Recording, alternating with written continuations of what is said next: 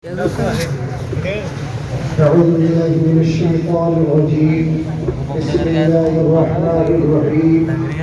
إن الله وملائكته يصلون على النبي يا أيها الذين آمنوا صلوا عليه وسلموا تسليما.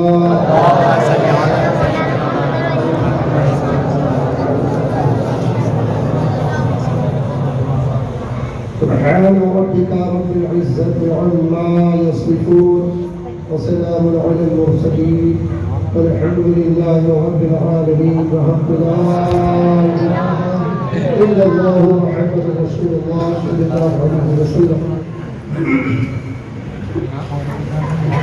मेरे मुंह पर तशरीफ फरमा उलमाए ज़ुल एहतराम वो हाज़िरीन जलसा सुन्नी ईमानी जन्नती मुसलमानों, अस्सलामु अलैकुम व रहमतुल्लाहि तआला व बरकातुहू।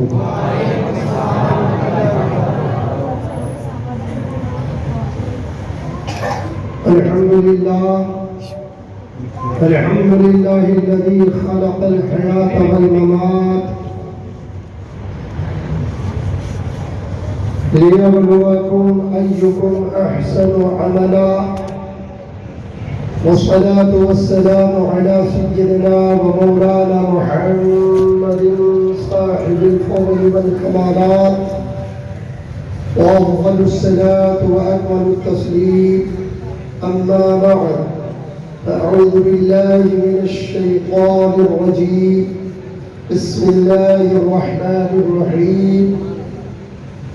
ولا تصلي على أحد منهم مات أبدا ولا تقم على قبره فإنهم كفروا بالله ورسوله وماتوا وهم فاسقون.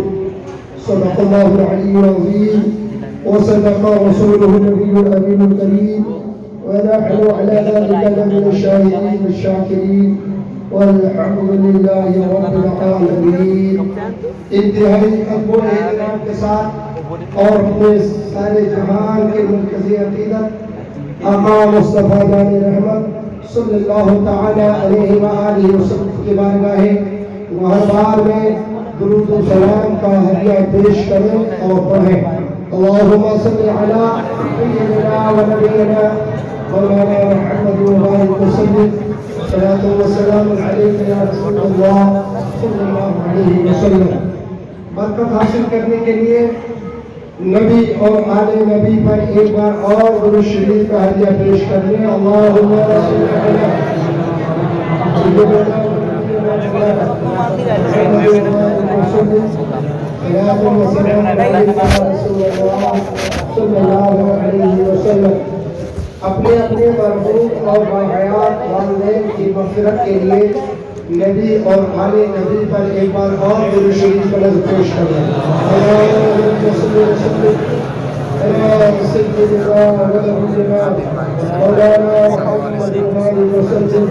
सलातो व सलाम अलैका या रसूल अल्लाह सल्लल्लाहु अलैहि व आलिहि वसल्लम। आक़ाए रहमत दरियाए रहमत गौवा से बहरे मारिफत सैयदी सरकार आला हज़रत अज़ीमुल बरक़ात रज़ियल्लाहु तआला अन्हु मरग़े गौसियत माल में यूं अर्ज़ करते हैं, हबीबी या रसूलल्लाह सल्लल्लाहु अलैहि वसल्लम। सरकार गौसे आज़म की बारगाह में इमाम अहले सुन्नत इरशाद फरमाते हैं, अर्ज़ करते हैं, एक मैं क्या मेरे इस्यान की हकीकत कितनी, एक मैं क्या मेरे इस्यान की हकीकत कितनी, मुझसे 100 लाख को काफी है इशारा। मुझसे 100 लाख कितना होता है? 1 करोड़। फरमाते हैं मेरे सरकार कुछ करे ना करे, बस मुझसे 100 लाख को काफी है इशारा तेरा। और फरमाते हैं से दर और दर से सग और सग से है मुझको निस्बत। तुझसे दर, दर से सग और सग से है मुझको निस्बत। मेरे गर्दन में भी रहे दूर का डोरा तेरा। और इस डोरे की जानते हो फजीलत क्या है? वो जो बारीक सा डोरा गुलामी का गर्दन में पड़ा रहता है, इमाम अहले सुन्नत फरमाते हैं वो डोरे की शान ये है, उसका फैजान ये है, उसका बेनिफिट और फायदा ये है कि जो इस निशानी के जो सग है, इस निशानी के जो सग है नहीं मारे जाते। इस निशानी के जो सग है नहीं मारे जाते। अश्क तक मेरे भेगरी में रहे पट्टा तेरा। अश्क तक मेरे गले में रहे पट्टा तेरा। अच्छा, कुत्ते भी दो तरह के होते हैं, एक पालतू होते हैं और तो फालतू का कोई रखवाला होता है नहीं, घूमता रहता है। इधर दरवाजे पे गया तो दूर, उधर मिल गया तो हट, उधर गया तो डंडा लेके लोग भगाते हैं। तो कुत्ता जो होता है जिसको आम उर्दू की जुबान में आवारा बोलते हैं और आप सबकी जुबान में फालतू बोलते हैं, लेकिन एक कुत्ता ऐसा होता है जो शैम्पू से भी नहलाया जाता है, गर्दन में उसके पट्टा डाल दिया जाता है और उसके बाद में वो कहीं भी घूमता रहता है। न बोल्ट वाले उसको पकड़ते हैं कि उसको गाड़ी में डाल करके ले जाओ, जंगल में छोड़ के आओ, और ना कोई उसे मारता है और ना कोई उसे सताता है। सबको मालूम है कि ये पालतू। हज़रत इमाम अहले सुन्नत फरमाते हैं कि एक बुजुर्ग साहिब दिल बाजार की तरफ जा रहे थे तो उन्होंने देखा कि कुत्तों की गाड़ी आ रही है। कुत्तों की गिरफ्तारी आती नहीं आती? बोलो भाई, कुत्ते शहर में ज्यादा हो जाते हैं, एक्सीडेंट होने लगता है, खतरे पैदा हो जाते हैं। तो जो है नगर पालिका की तरफ से गाड़ी होती है, उसको कोई पहचाने मत पहचाने, कुत्ते जरूर उसे पहचानते हैं और इतनी देर भागते हैं वो, चुप जाते हैं कि मेरी गिरफ्तारी आई है। तो फरमाते हैं कि वो जा रहे थे, गाड़ी आ रही थी और कुत्ते कई एक मस्तियां कर रहे थे। सबने देखा कि गाड़ी आ रही है तो कोई इस गली में गया तो कोई उस गली में गया, सबने अपनी जान बचाई, भाग करके छप छुप गए। चंद कुत्ते पकड़े गए, उसमें पकड़ के उनको गाड़ी में डाला। साहिब दिल बुजुर्ग अपने मुरीदों के साथ जा रहे थे। मैं आपको इस बात से ये बात बता रहा हूँ कि निस्बत कितनी अजीम चीज होती है, निस्बत कितनी बड़ी चीज होती है। अगर निस्बत अदना हो, आला से उसका रब्त पैदा हो जाए तो वो भी आला हो जाता है, अगर वो छोटा हो तो भी बुलंद हो जाता है, मामूली हो तो आला हो जाता है, और पत्थर हो और वो काबा में जाए तो मुस्तफा उसे चूमने लगते हैं, सहाबा उसे चूमने लगते हैं। कोई नहीं देखता है कि वो पत्थर है, सारे लोग देखते हैं पत्थर है तो क्या, मेरे मुस्तफा ने इसे चूमा। तो एक पिता उसमें पालतू जिसके बड़े बड़े बाल हैं और उसके अंदर के नीचे पट्टा पड़ा हुआ है। हज़रत इमाम अहले सुन्नत फरमाते हैं कि बुजुर्ग ने देखा कि सारे कुत्तों को तो उन्होंने भर दिया गाड़ी में, और गलती से उस कुत्ते को भी जब पकड़ा तो पकड़ने के बाद में वो भी कुत्ता भी बड़ा मस्त था अपने मालिक का, क्या कह रहे हैं, सुभान अल्लाह। उसने तो देखा कि पकड़ लिया है मुझे, तो उसने गले को हाथ कर दिया और झटका लगाया, और झटका लगाया तो बड़े बड़े बाल के अंदर उसके गले में पड़ा हुआ अपने मालिक का पट्टा नजर आ गया। आपने देख लिया कि वाकई इसके गले में तो पट्टा है, ये फालतू नहीं है, ये किसी का फालतू है, और उसको छोड़ दिया। और जब छोड़ा तो ये हरकत, ये अमल को वो बुजुर्ग साहिब दिल जो अपने मुरीदों के साथ जा रहे थे, उन्होंने देखा, देखते से वो मस्ती में मस्त हो गए और मस्त होके बेहोश रोड पे गिर गए। और जब रोड पे गिर गए तो मुरीदों ने कहा, या अल्लाह ये क्या हो गया, अभी तो मेरा भी अच्छा था और सलामती के साथ जा रहा था, ये अचानक क्या हो गया, पानी का छिड़काव हुआ। बड़ी देर के बाद में होश आए, होश आने के बाद में कहा, ऐसा भी क्या हो गया जो आप देख के बेखुद हो गए, ऐसा भी क्या था था जो देख के आप बिल्कुल मस्त हो गए और अपना होशो हवास आप खो बैठे हैं। क्या मामला है? कहा ये देखने वालों के लिए तो बड़ी मामूली बात थी, लेकिन इसको अहले दिल की बात अहले दिल से पूछो तो वो तुम्हें बताएंगे कि सारे कुत्तों को तो भर दिया गया गाड़ी में, मगर एक को क्यों छोड़ दिया गया, एक को क्यों आजाद कर दिया गया? मेरे मुरीदों सुनो, एक को इसलिए छोड़ दिया गया कि उसके गले में उसके मालिक का पट्टा नजर आता था, उसके मालिक का पट्टा नजर आया। मेरे मुरीदों सुनो, आखिरी सिलसिले में जो लोग बन चुके हैं बड़े खुश नसीब है, बड़े खुश नसीब है। क़यामत के दिन जब फरिश्ते हमें पकड़ लेंगे, हमें गिरफ्तार कर लेंगे, जहन्नम के तरफ ले चलेंगे, कुकी होने लगेगी जहन्नम के तरफ से, तो कहने वाले कहेंगे ए फरिश्तों मुझे लेके जा रहे हो, देख लो मेरे अब्दुल कादिर का पट्टा मुझे लेके जा रहे हो। फरिश्ते देखेंगे क्या करने पड़ता अब्दुल कादिर का है, क्या करेंगे क़यामत तक रहे देखाओ बंदा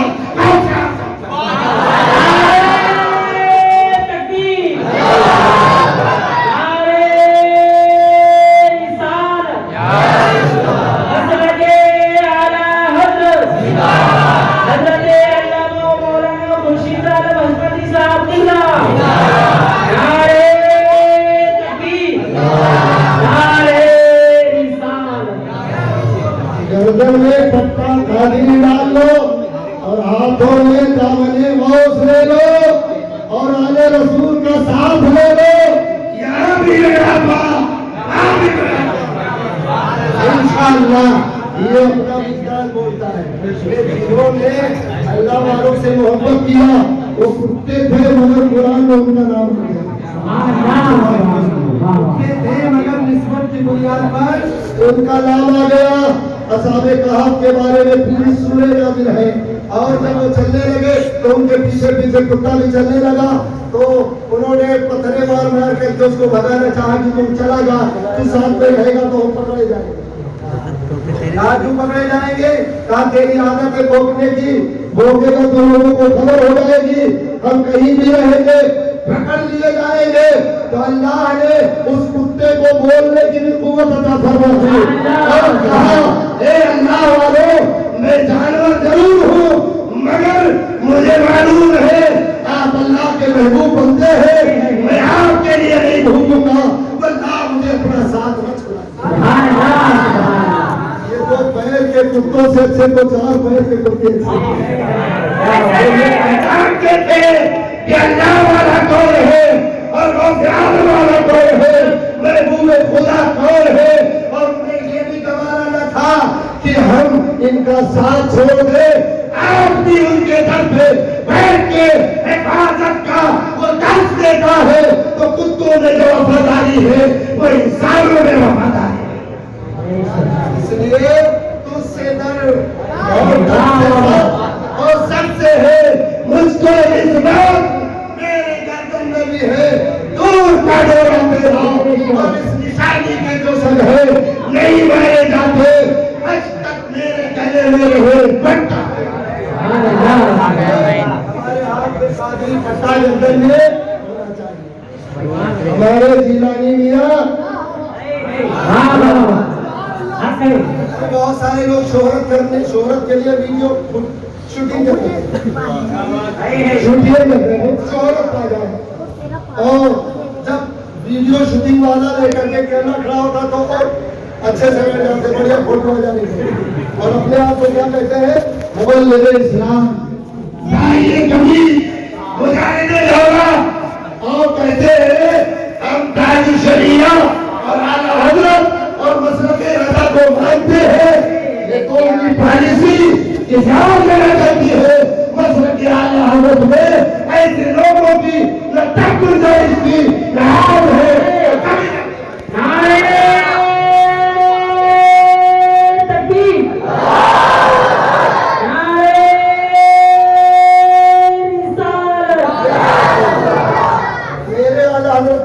कौन सा फोटो था, कौन सी वीडियो थी, कौन से फोटोग्राफर थे, मगर इमाम अहमद रजा बरेली में बैठे थे और शोहरत अफ्रीका के जंगलों में घूमे। इमाम अहमद रजा का खुतबा पढ़ने वाले अफगानिस्तान और ईरान में नजर आते थे।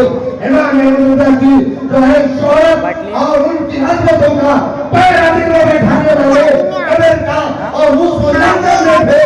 तो सच्चा इश्क़ रसूल होता है वो टीवी पर आकर के शोहरत का मोहताज नहीं होता है, उसकी मोहब्बत की खुशबू दुनिया के कोने में के शोहरत के लोग टीवी के मुताबिक वो शोहरत पर अल्लाह। अब तो हजरत बला यहाँ तक पहुंची है कि ये लॉकडाउन में कोरोना में तो अब जलसे मस्जिदों में हो रहे हैं, मस्जिदों ही में हो रहे हैं। तो मस्जिदों में जब तकरीरें होती हैं, बड़े बड़े वक्त के जो है इमाम आते हैं, मुजाहिदीन होते हैं, तो वहाँ बेहतरीन कैमरे नस्ब कर दिए जाते हैं। मस्जिद का एहतराम भी खत्म हो गया, मस्जिद का शान और तकद्दुस भी बहाल हो रहा है। मस्जिदों में कैमरे लगे हैं और वहाँ पेपर में अल्लाह साहब को लोग देख रहे हैं, उनकी ज़ियारत हो रही है। मैं कहता हूँ मेरे ताजे शरीयत ने शरई और कानूनी सेमिनार में कहा था इस्लाम की तबलीग के लिए आवाज जरूरी है, आवाज जरूरी है। और मेरे ताजे शरीयत मेरे ताजे शरीयत ने मुबारकपुर के सेमिनार में उस वक्त कहा था, सारे लोगों ने कहा था फोटो से तबलीग होती है, फोटो से पैगाम पहुंचता है, फोटो से इस्लाम की खिदमत होती है। आपने फरमाया था अगर यही बात है तो कोई जुजिया हमें दिखा दीजिए। सारे लोग खामोश थे। ताज शरीयत ने कहा था तबलीग का काम आवाज से पूरा हो जाता है, फोटो की जरूरत नहीं है। में लोगों ने माना था और मानने के बाद में फिर ताज शरीयत जब चले आए तो ईद का मकान अलग बना करके दारुलिफ्ता बना लिया और मोहम्मदी के द्वारा और तहसीली फतवे के नाम पर इमाम अहमद रजा के जमाने से आज तक जो मसाइल मुत्तफिका थे वो तहसीली कारनामों के बुनियाद पर उसमें आपने कभी सुना था कि नमाज फर्ज ट्रेन में हो जाएगी? बोलो, कभी सुना था आपने कि जो है नमाज वाजिब जो है ट्रेन पे हो जाएगी? कभी आपने सुना था मिन्नत की नमाज ट्रेन पे हो जाएगी? लेकिन तस्दीकी फतों का भूत इतना सवार हुआ कि जो मसले आज से 300 साल और 500 साल 1400 साल से लेके आज तक जो है मुताबिक थे उस मसले में इकरार करके जो है आज लोगों को मुंतशिर कर दिया गया और फोटो को बाहर से लगा के मस्जिद का है एहतराम भी खत्म हो गया। इधर कैमरा लगा है, इधर कैमरा लगा हुआ है और बाहर जो है लोग हजरत को कैमरे पे देख रहे हैं, बड़े बड़े पर्दों पे देख रहे हैं। मैं कह रहा हूँ वो दिन अल्लाह न करे आए जब शेख जी अपने घर पे होंगे और मेहराबों में बड़े बड़े पर्दे लगा दिए जाएंगे और मुक्तदी जमात से बैठ जाएंगे और कहा जाएगा शेख जी वहीं से अल्लाह अकबर करके नियत बोल रहे हैं और ऐसे नमाज पढ़ते जाएंगे, टीवी देख देख करके लोग सजदा करते जाएंगे। ये वो खाने वाला है। इसलिए मुसलमानों तुम सच्चाई को समझो। एक तरफ आदायती है, एक तरफ है हासिदी बंदा है, तमाशा तुमने करोड़ों दुरूद इमाम अहमद रजा के वक्त में भी बड़े बड़े सैयद लोगों ने इमाम अहमद रजा की मुखालफत किया था, मगर इमाम अहमद रजा की आवाज को कोई नहीं कर पाया। इमाम अहमद रजा की शान तब भी वैसी थी, आज भी ऐसी है और क़यामत तक इमाम अहमद रजा इनकी महफिलें गर्म रहेंगे और जितने उनके मानने वाले नजर आएंगे कभी भी किसी के मानने वाले और मैं आपको बताऊंगा असली बातें को कौन शरीफ पड़ी।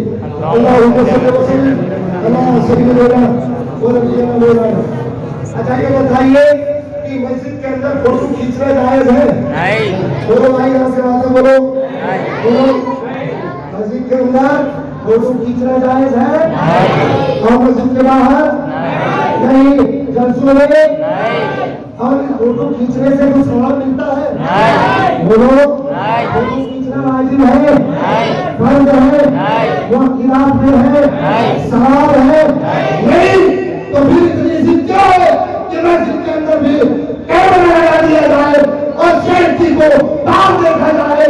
मस्जिद में जो चीज हराम है वो बाहर भी हराम है, और जो बाहर हराम है तो मस्जिद के अंदर भी हराम है। अगर कोई ऐसा करे और उसको मना किया जाए तो दादा मेरे साहब में को फतवा है। इसका फतवा है आज के पैदा होने वाले मस्ती का फतवा, तहकीक जदीद का जो बहुत सवाल है उसका फतवा। मैंने कहा मुफ्ती आजम का फतवा, का फतवा, मैंने कहा मुहद्दिस कबीर का फतवा, मैंने कहा मुहद्दिस आजम का फतवा, मैंने कहा हाफिज मिल्लत का फतवा, मैंने कहा शेख सुन्नत का फतवा, मैंने कहा ताजी शरीया का फतवा, मैंने कहा अशरफुल फुक़हा का फतवा। सबने कहा इन लोगों ने तो तैयारी करा है, सबने कहा एक तरफ ये जबल इस्तिक़ामत के अज़ीम इल्म वाले लोग हैं और एक तरफ उनकी जूतियों के खाब भी नहीं है।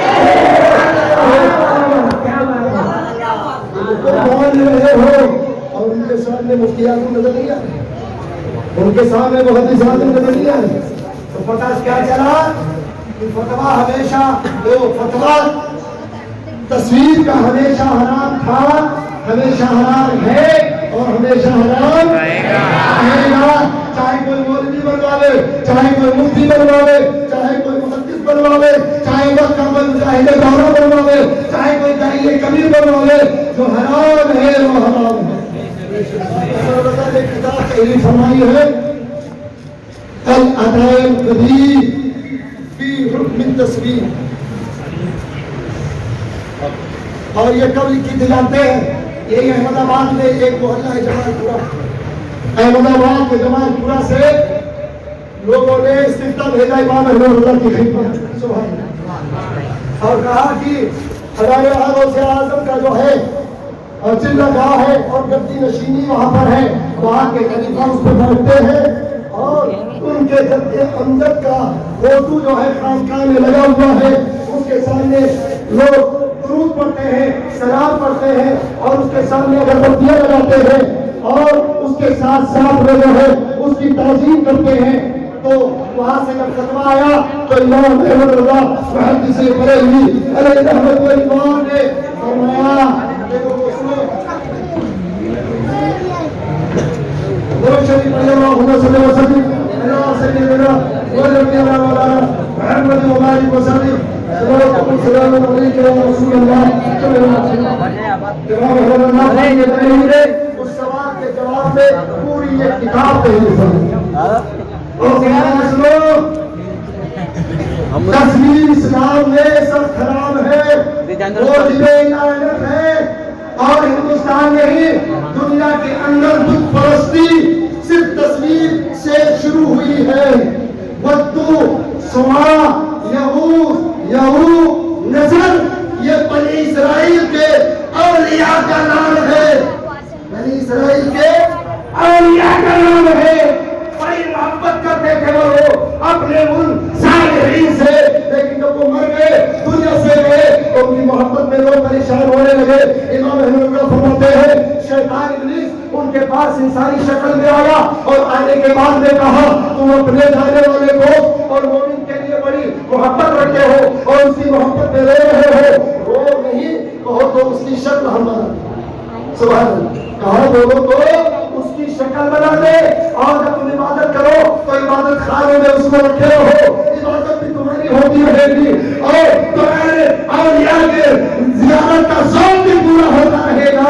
उन्होंने कहा बड़ी अच्छी बात है, वो अब धीरे धीरे अपनी इबादत खाने में अपने औलिया की तस्वीरें रखने लगे और धीरे धीरे तस्वीर रखते रखते आदी हो गए, और जब वो मर गए, एक कुछ चली गई और जब उनकी दूसरी पुष्ट आई तो वो तस्वीर जो औलिया की उन्होंने बना के रखा, उसी औलिया की तस्वीर को वो लोग पूजने लगे और यूं दुनिया के अंदर एक बुत परस्ती की शुरुआत हो गई। और मैं आपके जुबान में और आम फैल लफ्जों में सिर्फ एक सवाल आपसे करूंगा, और वो ये बात ही बताओ, तस्वीर का रखना या तस्वीर का खिंचाना अगर जायज होता तो सबसे पहले मेरे नबी की तस्वीर होती। सुभान अल्लाह, बोलो, मेरे नबी की तस्वीर होती। इसलिए कोई भी ऐसा शख्स नहीं है जो नबी से ज्यादा किसी से मोहब्बत करता हो। हर मुसलमान के घर में, हर मुसलमान के सीने पर नबी की तस्वीर लटकती हुई नजर है। क्यों? इस्लाम बुतपरस्ती को उठाने आया है, इस्लाम बुतपरस्ती को फैलाने के लिए नहीं आया है।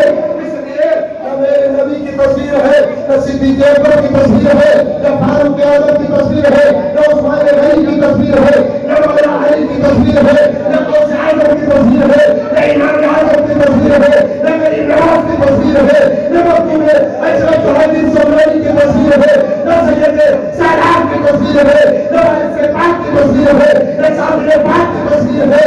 ये सारी तस्वीरें इसलिए नहीं है, इसलिए इस्लाम ने तस्वीर को हराम करार दिया है। और आपकी ये तस्वीर रहेगी, अगर कुरान की तिलावत किया जाए तो कुरान की तिलावत जायज नहीं है, और नमाज पढ़ना है तो नमाज पढ़ना नहीं चाहिए। आए तकबीर, आए रिसालत, मसलके आला हज़रत, इज़ाले गौसे आज़म। कबीर चीज है कि जहाँ वो रहे तिलावत जायज नहीं है, जहाँ वो रहे नमाज जायज नहीं है, जहाँ वो रहे रहमत के फरिश्ते नहीं आते हैं। तो बताओ भला वो चीजें मस्जिदों में भला उसका अमल हो और मस्जिदों के अंदर उस तस्वीर कशी की जाए, किसी सूरत जायज हो सकता है? बोलो, नहीं जायज हो सकता है। हाँ, इसलिए सैयदों की मोहब्बत को दिल में बसाओ, सैयदों की तस्वीर को दिल में रखो, और ये दिल जब सैकल हो जाएगा तो उस तस्वीर में वो सागर हमारे अशरफुल फुक़हा फरमाया करते ये बेजान के अशरफुल फुक़हा को क्यों खींच रहे हैं? ये बेजान के अशरफुल फुक़हा को रख के क्या करोगे? अशरफुल फुक़हा को कैमरे में कैद करने के बजाय अपने सीने में कैद करेगा, तो तुम्हें भी राहत मिलेगी और हमें भी गुनाह से, हमारे भी गुनाह से हम भी दूर हो जाएंगे। अशरफुल फुक़हा की तस्वीर किसी के पास है? बोलो है? क्योंकि ये बुजुर्ग जब हमारे स्टेज पे आते तो ये वो खुद और उनके हम जैसे गुलाम जब होते थे तो हम फील्डिंग में लग जाते थे, खड़ा जाओ, कोई हमारे बुजुर्गों को फोटो नहीं खींचेगा। और दूसरे पाले के लोगों को देखो कि पहले पैसा दे करके बुकिंग कराया जाता है कि हमारे 20 साल का एकदम बेहतरीन छकास का रदार फोटो ताकि हम देखने आए। देखो बेवकूफों, तुम अपने दिल के तसव्वुर शेख को अपने दिल में नवाजा हुए तस्वीर के पीछे पड़े, जिसको ताकत बरसती हो उसके पीछे, और जिस पे रहमत बरसती हो उसकी तवज्जो नहीं है। हमारे जिलानी मियां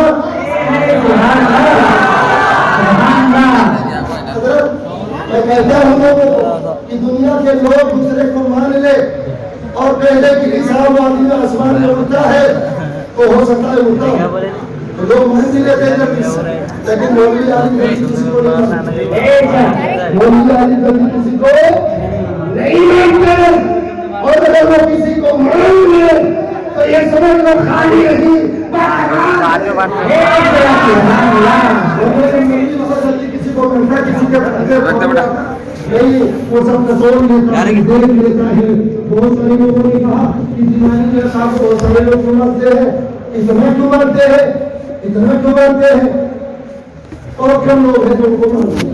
ऐसे ही ताज शरिया के जनाजे के बाद में एक शख्स हमारा पहुंचा और वजीर मियां से कहा कि अगर ताज शरिया का विशाल हो गया, हाँ सब हो गया, तो कहा कि जनाजे में बस 1.5 लाख लोग रहे होंगे, 1.5 लाख लोग रहे होंगे। अल्लाह रहमत करे हमारे उस सैयद को, सुभान अल्लाह। ऐसा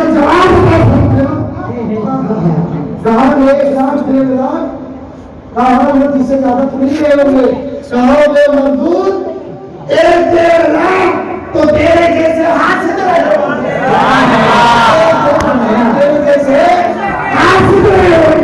और ताजु शरीया को जनाजे में शामिल होने वाले वो जो इंसान थे उनका तो सवाल नहीं, लेकिन जो जालूर थे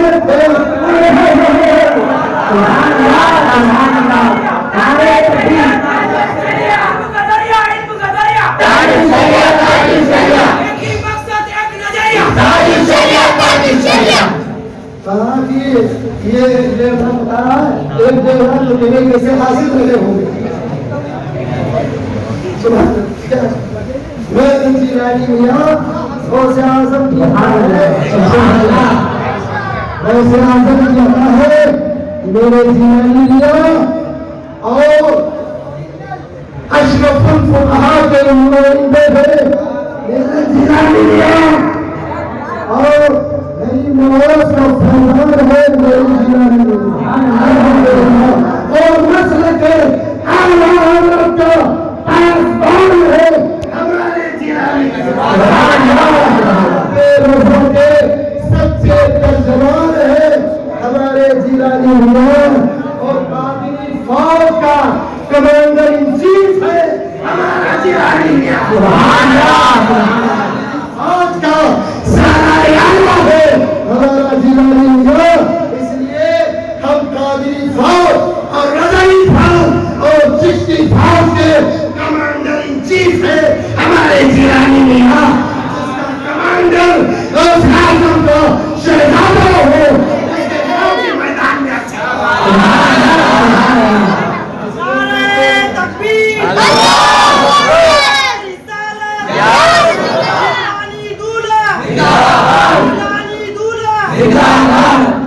सुनोगे अपने इमाम की बात बताता हूँ। मेरे आला हजरत सच्चे आला हजरत अच्छे आला हजरत फरमाते हैं दूसरे मुफ्ती आदमी ने सवाल किया और कहा मेरे वालिद मोहतरम आप फरमाइए कि एक आले रसूल सैयद अगर मक्तब में पढ़ रहा हो और मदरसे में पढ़ रहा हो सबक याद रहा हो शरारत कर रहा हो बदमाशी कर रहा हो तो उसको उस्ताद मारेगा कि नहीं? सुभान अल्लाह तो कहा मारेगा, लेकिन सुनो मुस्तफा रज़ा सरकार फरमाइए कहा अगर सैयद जाने से अरे रसूल का एहतराम वो करना चाहते कि इससे पहले वो हलवाई थे उसके बाद में 20 साल का सैयद बन गए, इससे पहले अंसारी थे उसके बाद में 7 साल की उम्र हुई तो सैयद हो गए। बहुत सारे लोगों ने देखा 4-5 लोगों को सैयद बनते हुए। सैयद बनना और है, सैयद होना और है, जिसके बदन में खून अली का हो और दूध फातिमा का हो और हिल्म शुजाअत हसन और हुसैन का हो, वो है मेरे जिलानी मियां सैयद हसन के तरफ से भी सैयद है, फातिमा की तरफ से भी सैयद अगर काजी जहाँ अरे रसूल से ऐसी गलती हो जाए कि उस पर हद जारी करना काजी इस्लाम के लिए, तो आजकल के काजी नहीं जो खाली इनका पढ़ा और इनका पढ़ाने वाले नहीं, कमर दफन करने वाले नहीं, वो काजी जो इस्लामी शरम में उन्हें काजी इस्लाम कहा था। और जो मुफ्ती आले कराम आलिम सुन्नत के कायम मकाम होता है उसको काजी इस्लाम कहा जाता है। काजी इस्लाम का हम करना हो और सैयद ज़ाते का जुर्म साबित हो जाए और उस पर हद लगाना यानी सजा देना अगर जरूरी हो जाए तो मुफ्ती आजम ने पूछा सरकार उसको काजी सजा देगा कि नहीं देगा, तो सुनो जवान दे गई मेरे इमाम ने फरमाया सुनो वो सजा तो जरूर देगा मगर सजा की नीयत नहीं करेगा, सजा देगा मगर सजा की नीयत न करेगा। काफिर क्या करेगा? कहा वो काजी ये नियत करे कि साहब वाले के पाँव में कीचड़ लग गया था मैं उसे धो रहा हूँ,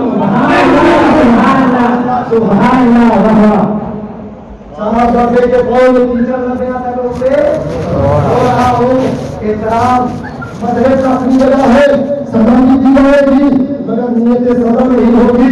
टीचर लग गया था बोल रहा हूँ, ये सब मुसीबतों की बहारें हैं, ये सब मुसीबतों का फैलान है, ये सब मोहब्बत का तकाजा है, ये खून का और दूध का फैलान है। इसलिए मेरे नबी फरमाते हैं दुनिया में सारे लोगों के रिश्ते कट जाएंगे, मगर मेरा रिश्ता न दुनिया में कटता है।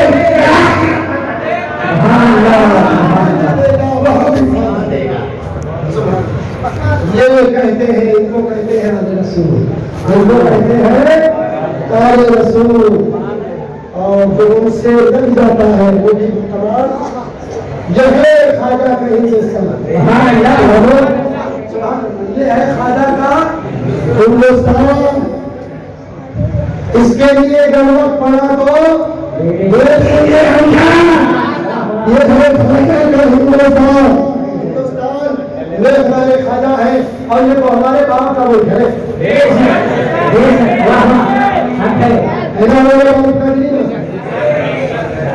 अरे हमारे बाप को कहा थे जब कोई न था तो जब कोई न था जब हमारा बाप था। और आज हमसे कहा जाता है कि तुम्हारा क्या है, हमसे कहा जाता है कि तुम्हारा क्या है। हिंदुस्तान हमारे बाप का है, मेरे खाजा का है, मेरे रजा का है, मेरे जो है मुईनुद्दीन का है, आला हज़रत का है।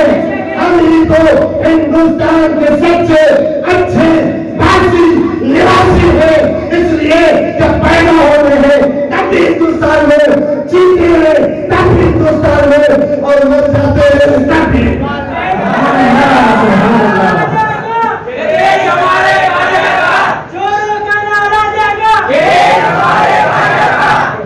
ये देश हमारे खाजा था, ये है हिंदुस्तान। मेरे दोस्तों बहुत सारे लोग कहते हैं तुम क्या है और तुम देश के वफादार नहीं हो। मैं समझता हूँ कि मुसलमान से ज्यादा देश का वफादार कोई हो ही नहीं सकता। एक तरीका भी है और ठंडी भी है। दोनों तरफ से आप देखेंगे तो मुसलमान का माजी बड़ा शानदार होता है, उसका जो है रोल बड़ा अजीम रहा है देश के बारे में। इसलिए हम जब पैदा होते हैं तब भी हिंदुस्तान में रहते हैं और जिंदा रहते हैं तब भी हिंदुस्तान में रहते हैं, और जब मर जाते हैं तब भी हमारे वतन के गोद में सोते। और जो कहते हैं कि तुम वफादार नहीं, अरे हम वफादार नहीं, तुम भी तो दिलदार नहीं, उनकी तो दिलदार नहीं। और बात बात पे क्या कहते हैं कि तू क्या है, बात बात पे बोलते हैं तू क्या है। तो मैं कहता हूँ कि ये अंदाज़े गुफ्तगू क्या है, ये अंदाज़े गुफ्तगू क्या है। और फिकर न करना, जरूरत पड़ी तो हम देंगे लहू का तेल चरागों में डालने के लिए। हमारे लहू से आजादी का चिराग जला है, और जब भी रोशनी कम होगी तब ये दीवारें कहीं रात के और आजम के अपने खून फेंके ये ख्वाजा का हिंदुस्तान। कहते हैं मेरे जिलानी ने परसों सिंखेड़ा में एक जुमला बहुत प्यारा फरमाया, सुभान अल्लाह। मैंने बहुत गौर किया घंटा लेकर घर में, तो मुझे बहुत दूर की समझ में आई कि जिलानी मियां बड़ी दूर की कौड़ी लेके दूर बोलते हैं तो लगता है कि कुछ बोलते हैं, लेकिन सोचो तो पता चलता है बहुत कुछ बोलते हैं। बोले थे क्या बोले थे जानते, फरमाया था हुकूमत किसी की फरमाया था हुकूमत किसी की हो, सरकार हमारी हुकूमत किसी की हो, सरकार हमारी है, और हुकूमत किसी का हो, मुल्क हमारा है। मैंने जब किताब पढ़ा रात में जाकर अपनी थ्योरी को जब सुलझाना चाहा तो मैं बहुत दूर मुझे जाना पड़ा, और मुफ्ती आज़म हिंद की किताब उठानी पड़ी। सरकार मुफ्ती आलम ने फरमाया एक बार इस मुल्क पर इस्लामी हुकूमत हो जाती है, क़यामत तक वो मुल्क दारुल इस्लाम होता है। इस मुल्क में एक बार इस्लामी हुकूमत हो गई, वो मुल्क क़यामत तक के लिए क्या होता? दारुल इस्लाम। भारत मेरा क्या है? चलो आज बहुत सारे लोग कहते हैं दारुल हरम है, दारुल इस्लाम नहीं। हमने कहा उसकी शर्तें आपको मालूम नहीं है। ये तो हमारी कमजोरी है कि हमसे ले लिया गया, हमारे बदअमली का नतीजा है कि हमारी कुर्सी पर वक्त का फिरौन बैठ गया, ये हमारी कुर्सी पर नापाक नजीस लोग बैठ गए। वरना उस कुर्सी पर बैठने के बाद में असले कानून बदलता नहीं है। कुर्सी पे बैठे कोई भी हिंदुस्तान का राजा हमारा खाजा है, और आए कोई भी ये मुल्क दारुल हर्ब रहे, क़यामत तक दारुल इस्लाम। ये था मतलब हमारे जिलानी में कि बैठो कोई भी सरकार खिलाड़ी है और मुल्क कोई किसी का बोले, मगर ये मुल्क दारुल हर्ब नहीं बल्कि ये दारुल इस्लाम है। इसलिए यहाँ पर अल्लाह उसके रसूल के कवानीन का निफाज हो चुका है। इसलिए ये मुल्क क्या है? दारुल इस्लाम है और इसके रखवाले अमीर लोग हैं। दुरूद शरीफ पढ़िए। अल्लाहुम्मा सल्ली अला सय्यिदना रसूलुल्लाह सल्लल्लाहु अलैहि वसल्लम। और या इकराम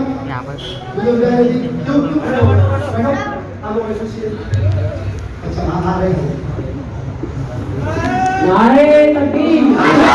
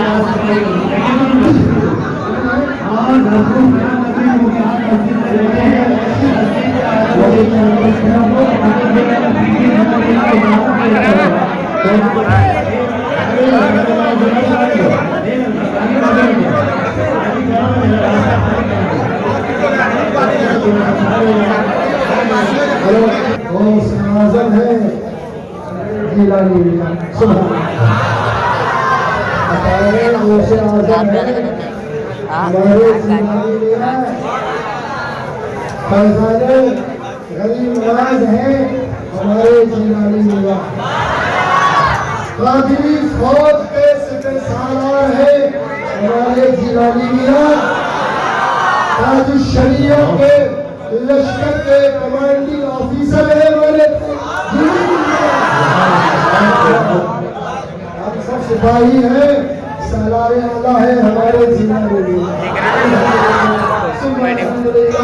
शहजादे गौस आज़म ये उधर जाएंगे बढ़िया नमूने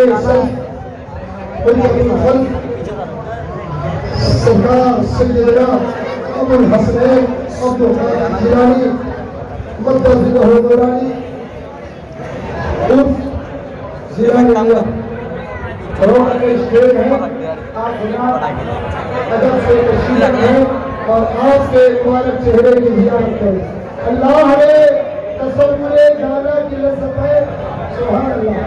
अल्लाह ने तसव्वुरे जाना की लज़्ज़त है, देखा किया इन्हीं को कहाँ तक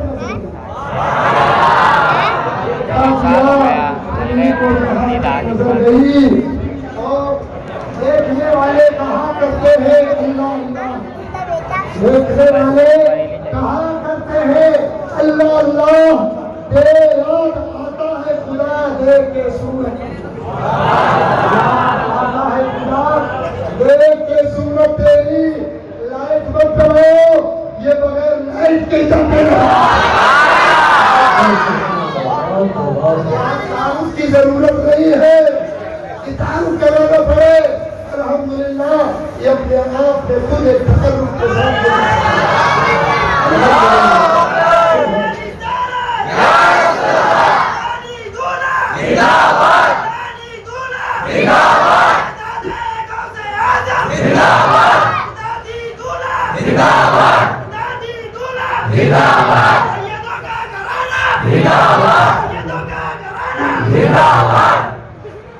अल्हम्दुलिल्लाह सुम्मा अल्हम्दुलिल्लाह।